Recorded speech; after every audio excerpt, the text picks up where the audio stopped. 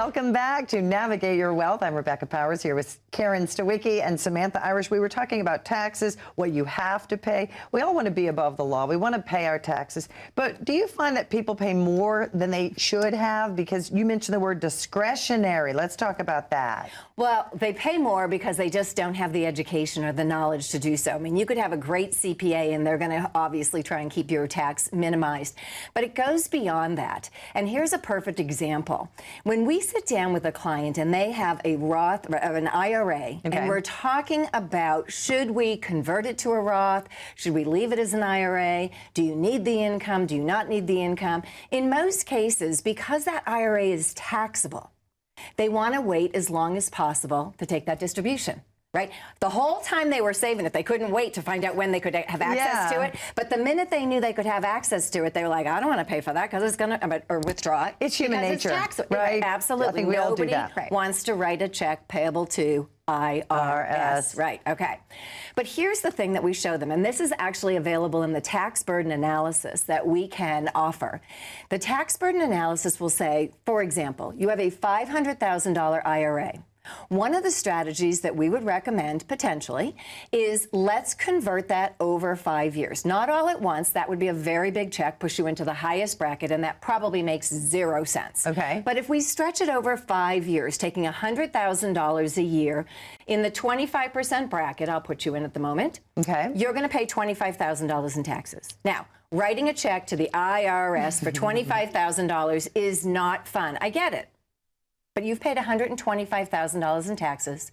Your IRA is now completely in a Roth IRA and can grow forevermore for your family, for yourself, tax-free.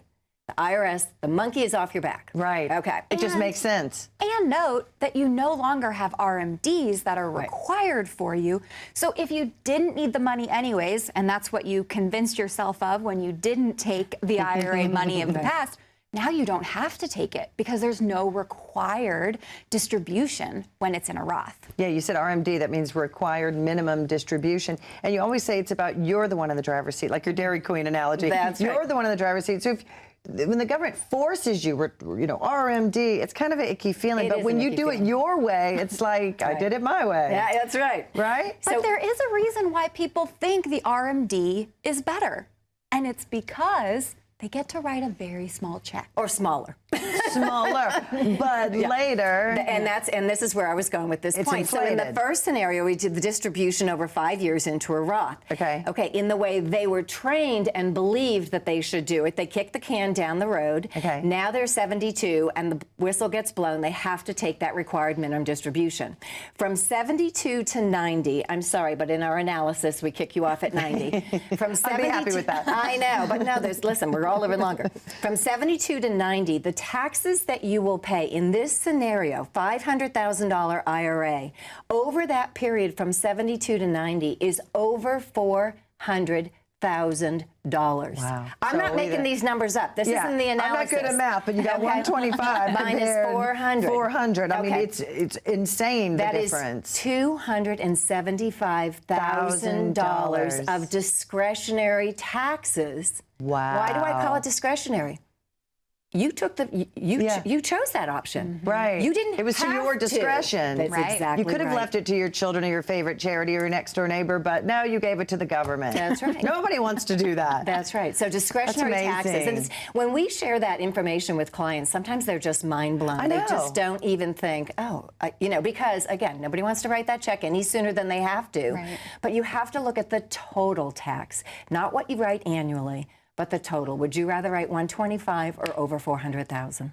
It makes me wonder, I mean, not to bash anyone else, but in the big box that I was with for way too many years, 20 years, they never had these conversations. They never, like my sister turned 59 and a half, and if it weren't for independents like you, she wouldn't have known that there were options. You can convert. There's a big tax break because of that. Why do you think that is in our environment, that we just weren't taught this? Well, I think the government partially pulls the strings because it's to their advantage. They don't want you to know. That's right. It's to their advantage. The longer you keep it in there, the longer you defer taking Social Security. Let's face it, they're hanging on to the money. Yeah. I don't know. I also think that, you know, we say that it worked until it didn't. Yeah. And so in a lot That's of true. situations, I don't think financial advisors were giving bad advice on purpose.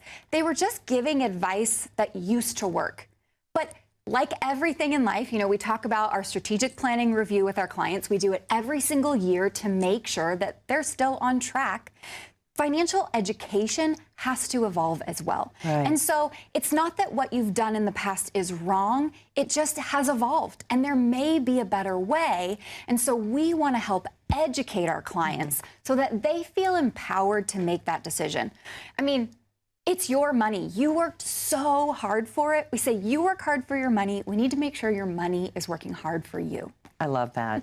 So legacy, estate, we mentioned leaving and being able to pass it on. How important is that to plan it out? And is that something I know that you all offer? Yeah, very passionate about that. For years and years and years, I have had on the top of the to-do list, you know, do you have a will? Do you have a trust? Do you have those things in place? Because here's the problem. When you die, you have left a mess for your family. Yeah. And the only way you can transfer an asset to another individual is with your signature. And I don't know about you, but it is very difficult to get a signature out of a dead person. It's just not happening. So if you do that planning ahead of time, then all of that can be, you're not leaving them with a mess, right? Right. We have, you know, story after story, family after family, thinking about Karen and her family, that her dad loved his two daughters dearly and thought he had done all of the planning, had beneficiary designations, thought he had everything in place. And when he died, the other sister, Donna, had to work on that estate plan for 2.5 years. Wow. It took 2.5 years to get that plan, to get that whole estate out of probate. She was the financial one of the two sisters, and it fell on her to do it. But how easily that could have been alleviated. Totally avoided, yeah. If they had just had a plan. I wonder why. Well, and honestly, I don't think he didn't think he had a plan. He put his beneficiaries on all of the assets that he could, and he believed that he had done the right thing. Right.